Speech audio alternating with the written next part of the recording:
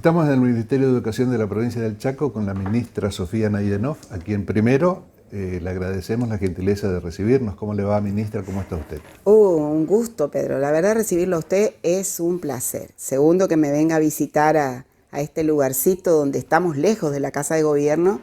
Le agradezco muchísimo. Bueno, pero eso tal vez sea una ayuda. Es una ayuda para trabajar. Claro. Y bueno, y también para que nos visiten los otros ministros. Así que está bueno, porque todo está allá.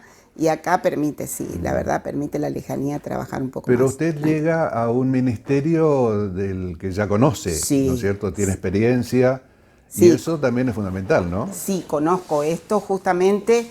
Este ministerio acá se inaugura cuando la última etapa que nosotros habíamos estado, así que conozco, lógicamente está totalmente distinto, pero lo conozco, sí. Ajá. Porque la estructura además es dinámica, ¿no? Dinámica, es muy dinámica. Se ha ido cambiando la estructura de acuerdo, claro, a la necesidad que cada gestión impone, pero sí, y cada uno le va poniendo su sello, digo, que considera mejor, en el caso nuestro, para el aula, claro, para los chicos, que es el sello que queremos poner, ¿no? Tenemos entendido que hace pocos días tuvo una reunión en Buenos Aires, ¿no? Con autoridades educativas de la Nación. ¿Con quién estuvo reunida, ministra? Bueno, nosotros estábamos trabajando con el Consejo de Ministros con el tema de la alfabetización. El tema de la alfabetización en Argentina es un tema que nos preocupa a todas las provincias.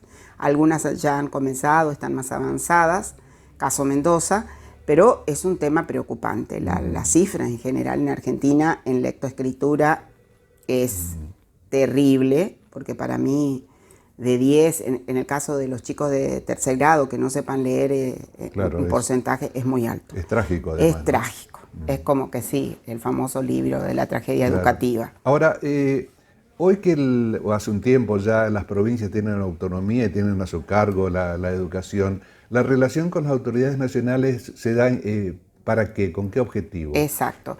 Bueno, siempre existió, por ley, y eso se sigue sosteniendo, el Consejo Federal de Ministros, ¿no? Ajá.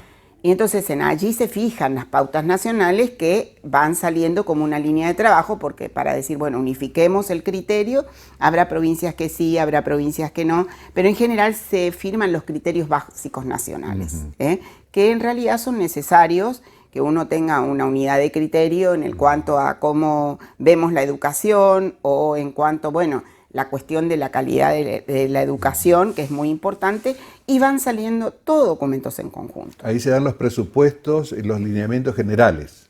Se dan los lineamientos generales y también los presupuestos por jurisdicción. Entonces ahí se determinan, bueno, a ver, la preocupación es en este año la alfabetización, es la escuela media, como siempre es la formación de los docentes, y uno se pone de acuerdo entre los ministros y se trazan las líneas de lineamientos nacionales. A partir de allí cada provincia trabaja en su propia realidad. Con autonomía. Con autonomía, está. Exactamente. Usted me dio pie para un tema que creo es crucial, como bueno, casi todos en educación, pero el de la lectoescritura, el aprendizaje de la lectoescritura. En el Chaco, ¿qué método se utiliza para enseñar a leer y a escribir? Y si eso está normado, es obligatorio, mejor dicho, para los docentes, ¿o cada uno elige el método? Qué buena pregunta, Pedro. Es un tema que muchos no abordan, porque es un tema en discusión en Argentina. Es más, en la última conferencia que participé de las grandes personalidades que se ocupan de este tema, en general es qué método utilizo para enseñar a leer a los chicos. Hay como una discusión en el método. Bueno, algunos se basan en lo de Piaget, en el método piagetiano, otros dicen no, el método fonoaudio en el tema de fonética. O sea, el primero, el de Piaget, es el de la psicogénesis constructivista. De la psicogénesis constructivista, que es dejar que el chico vaya desarrollando y de acuerdo a las capacidades del niño, yo voy permitiendo, o el chico mismo me va indicando el camino para la. Y el otro es el de la. El fonológico es el del silabeo. Claro. Que si vamos acá me voy a descubrir un poquitito, es el que en general en mi caso me formaron. En mi caso yo terminaba primer grado sabiendo leer. que era el fonológico. En este caso hay una discusión, pero voy a hablar, hay una discusión profunda en el país. Sí. Entonces, para no llevar a una discusión profunda, que es lo que se dijo en el Consejo de Ministros, en el Consejo Federal de Educación dijo, no discutamos el método, vamos a centrarnos en que lea. A ver, busquemos en que lea. Lo que sucedió es que uno escuchando a los grandes, como por ejemplo Ana María Borzone, que es la que trabaja en el CONICET, ella lo que dice, bueno, vamos a basarnos en lo que científicamente está comprobado. Es taxativa en eso, ¿no? Es taxativa y si usted me permite yo acuerdo plenamente en lo que dice. Esvaraza, que es la otra a quien yo sigo mucho, que está trabajando fuerte con esto, dice lo mismo. Yo puedo discutir mucho de los métodos, pero si hay uno que comprobó que sirve, que no hay discusión y se comienza en el inicial. En esto se es positivista, digamos. Se es o sea, el fonológico dio resultado durante muchísimos años. Y comprobado por ciencia, digamos. Si nosotros en educación tratamos de trabajar con métodos que fueron aplicados por científicos, en el caso por grandes estudiosos, en general, muchas veces en educación, los grandes estudiosos fueron médicos a veces y luego se fue aplicando y bueno, nació, trabaja Ausubel, toda esta gente que fue trabajando lo que usted dice, el aprendizaje constructivista. Entonces, en este caso, digamos, lo que dio resultado es el fonológico. Ahora, el docente, la docente, ¿cuál de los dos métodos aplica? Es todo como por descubrir. Nosotros en el Chaco, que es el trabajo que ahora con el método de fluidez lectora, el paso posterior es, bueno, vamos a ver con qué método estaba trabajando, Yo como ministerio, cuando digo yo, hablamos del equipo del ministerio, vamos a poner la atención en cómo lee. El de fluidez lectora, este test, los que nos indica es un punto de partida. Bueno, a ver, hemos hecho la prueba con los chiquitos, el test, a ver, de 10 minutos, cómo lee un texto, qué comprendió ese texto, y vamos descubriendo. Entonces vos decís, bueno, en la zona tal vemos que, no es por zona. Puede que en una misma zona, 3 escuelas, 5 escuelas, porque fueron por documento de los chicos, hayan leído diferente. ¿Pero es decisión del docente? ¿Dónde va a ser? No, el método. El método se dejó liberado un poco en los lineamientos curriculares. Exacto. Con la autonomía, con los lineamientos curriculares se pasó mucho cuando vino lo de Piaget y el constructivismo. En general la metodología fue constructivista, que yo no digo, al contrario, como metodología áulica, creo que sí. No podemos nosotros basarnos en una metodología tradicionalista donde creemos que la mente es una cuestión vacía y se llena de conocimiento, porque no es así. El chico tiene saberes anteriores, hay que construir sobre esos trabajos, que es lo que dice el constructivismo. ¿Existe algún tipo de posibilidad de mix, digamos, entre uno y otro? Sí, es que es lo correcto, digamos. El chico, ahora, considerar que el chico es una tabla rasa que no trae nada consigo, no. Yo lo que sí puedo decir, bueno, hay cuestiones que tengo que enseñar, y ahí viene todo lo tradicionalista, como las tablas, que las tienen que repetir, o los números, o todo por una repetición.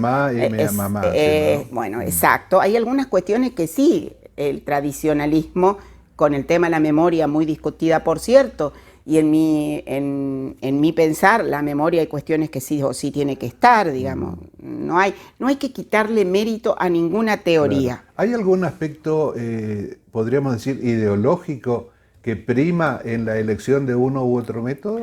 Creo que en el de la lectura, no sé si no prevaleció. Fue como que yo creo más a modas. Hay modas, bueno, salió esto, lo piagetiano, que el chico tiene que ir manifestando solo sus tiempos, entonces fuimos estirando los tiempos que tiene que aprender a leer, porque bueno, no, el chico hay un momento que tiene para que no soy quien para venir a discutir esto, pero cuando se van favoreciendo ciertas modas, también fue demostrado, yo esto en palabras de Esvaraza voy a tomar textual, dice que nos ha demostrado que al final el fonológico es trabajarlo desde inicial. El chico termina jardín y tiene que saber el sonido de las letras, sí o sí.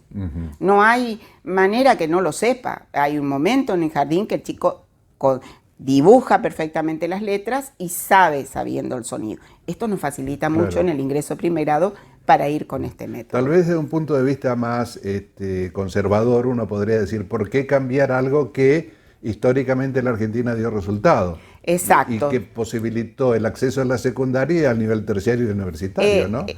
Exacto, pero también nosotros tenemos que ver los resultados hoy. Hay que replantearse qué estamos haciendo. Con esos resultados, tenemos entendido también que próximamente se va a hacer un censo de fluidez lectora. De fluidez lectora. ¿En qué consiste? Bueno, el test de fluidez lectora que se va a hacer a todos los chicos de tercer grado y por qué, hoy me preguntaban, ¿por qué tercer grado? Porque tercer grado es la finalización del primer ciclo en la primaria. En la primaria. ¿No? En ese primer ciclo el chico tiene que leer, tiene que comprender, lógicamente, con los contenidos de ese ciclo perfectamente. Entonces nosotros nos paramos acá y decimos, bueno, a ver, vamos a tomar un test a todos los chicos de la provincia de tercer grado. Lo vamos a hacer por la plataforma ELE, que es en el programa Somos Futuro, que utilizando las herramientas tecnológicas y que consiste en un test de 10 minutos donde el chico lee. Y la docente, para mí es una mirada tan espectacular ver que tu alumno lea.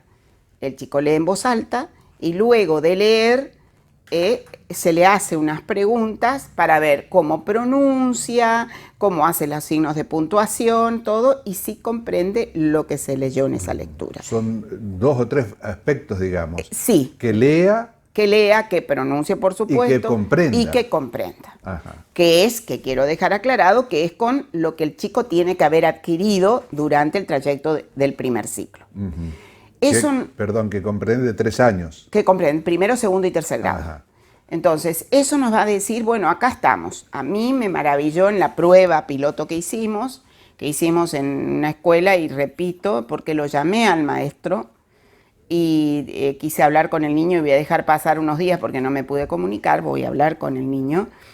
Una escuela muy lejos del Chaco, que increíble como el niño, y yo digo, ¿por qué puede parecerme increíble? Pero cómo lo narraba, cómo hacía las puntuaciones, cómo explicó las consignas del maestro, estamos hablando muy lejos, estamos hablando cerca de, zona impenetrable, y la pasión con la que el maestro escuchaba. Ahora, eso me lleva al aspecto de la pertenencia socioeconómica de las familias y de los chicos. ¿Tiene influencia? ¿Cómo se da? Bueno, ahí se asocia mucho. Por ejemplo, Esfaraza dice, la repito mucho, que dice, lógicamente, que las zonas más vulnerables y donde no hay mucho apoyo de los papás se nota la lectura.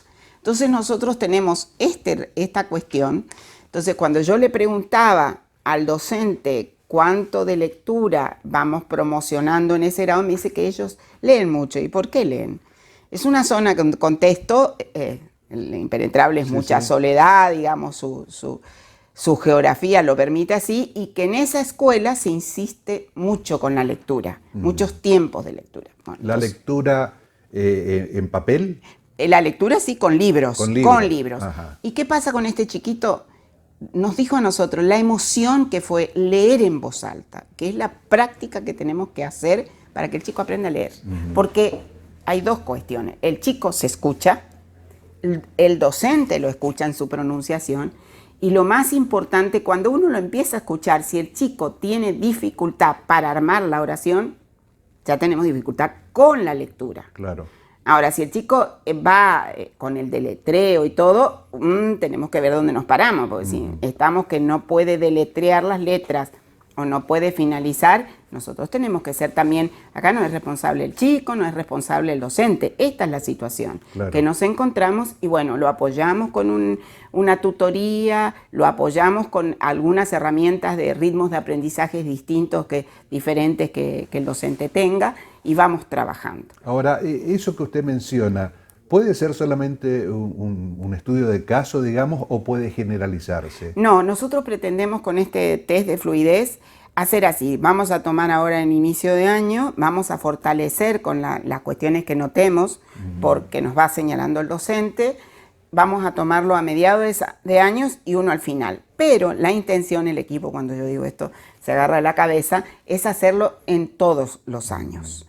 para ver dónde empezamos a tener la bajante o al contrario, o qué realidad nos marcó que bueno, hay un grupo de escuelas o grupos de zonas que hemos notado que increíble la fluidez lectora. Bueno, ¿qué herramientas usaron? Claro, ¿cuáles son los factores además endógenos y exógenos que puedan producir eso, ¿no? O ¿qué hizo el docente específicamente para que esto ocurra con un mismo texto? Entonces, para poder también ser que estos sirvan de escuelas modelos o de escuelas que puedan llevar su historia y su metodología. ¿Hicieron un caso piloto, un estudio piloto ahora? Hicimos una prueba piloto.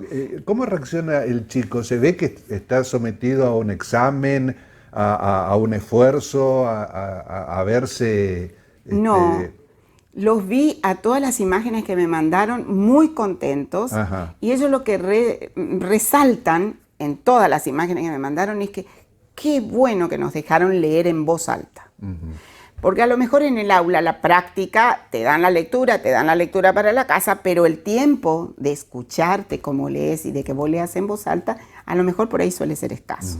Entonces esto de que qué bueno que no, tuvimos manifestaciones del docente para bien. El papá, algunos papás dicen sí, él estaba entusiasmado porque nos contaba que nos le van a decir a ver cómo lee. Entonces creo que...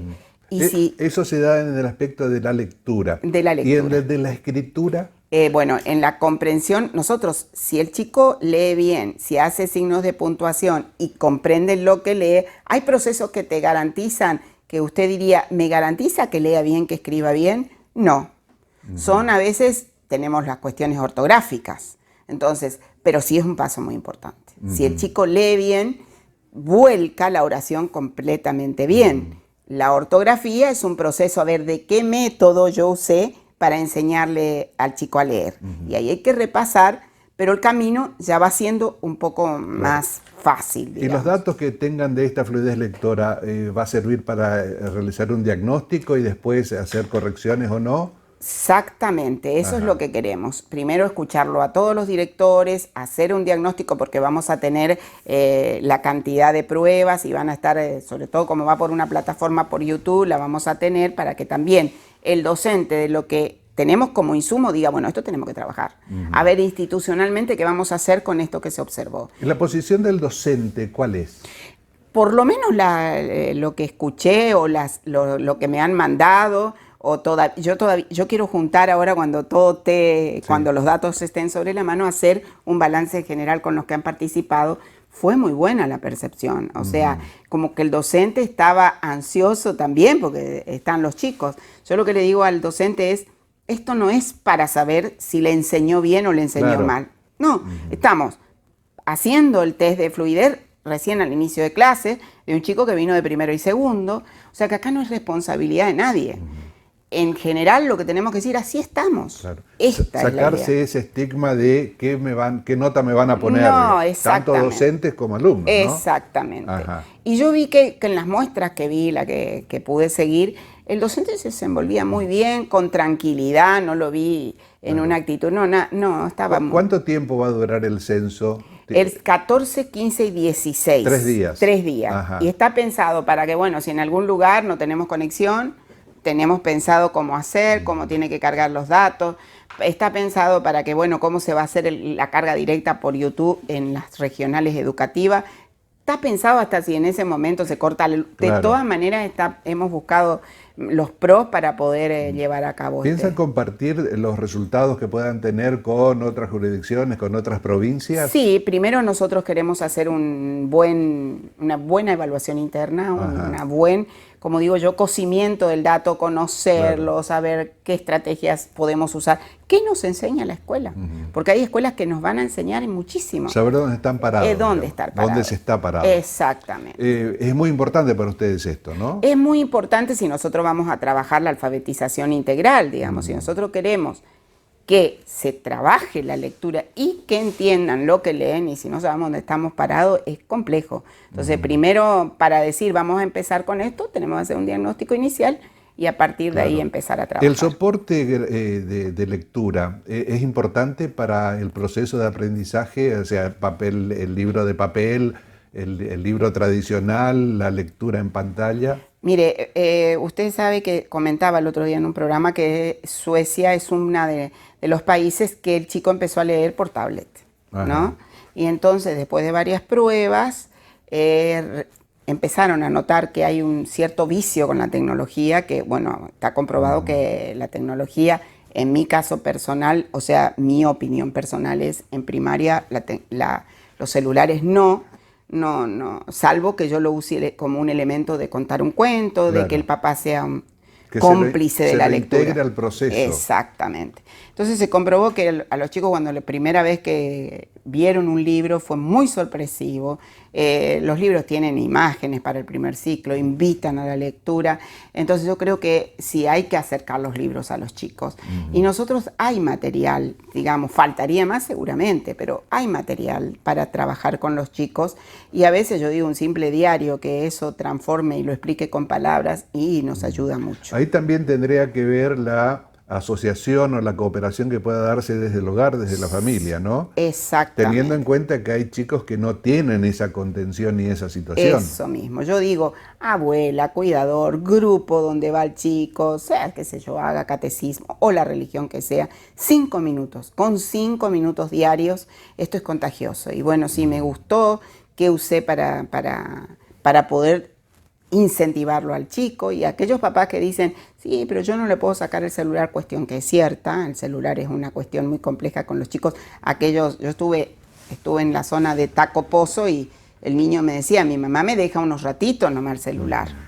Entonces, bueno, está bien, uso el celular, le doy al niño si quiero, pero le cuento un cuento con eso que hace, porque si no, es como hago que hable. La lectura es muy difícil si el chico no habla. Además también en la lectoescritura, en el aprendizaje y en que un chico en 3er grado sepa leer, escribir y comprender, sí, está hablando de la importancia niveladora del Estado, ¿no? Sí, sí, sí. Digo, en realidad, la importancia también de la responsabilidad que tenemos adelante. Ajá. La herramienta básica es esto, darle la sala de la libertad, digamos. Si sé leer, si sé entender, y yo puedo empezar a comprender cada vez textos más complejos, y yo puedo opinar por mí misma. Porque un chico que termina ese ciclo, el 3º, y no tiene las competencias básicas de un nivel socioeconómico que no le permite acceder a la maestra particular, exacto, el Estado no está ejerciendo su obligación de nivelación. Exacto, y de darle las herramientas necesarias para que su vida cambie. Yo digo, el hecho de que lea, que comprenda, es un paso muy importante para que el chico piense.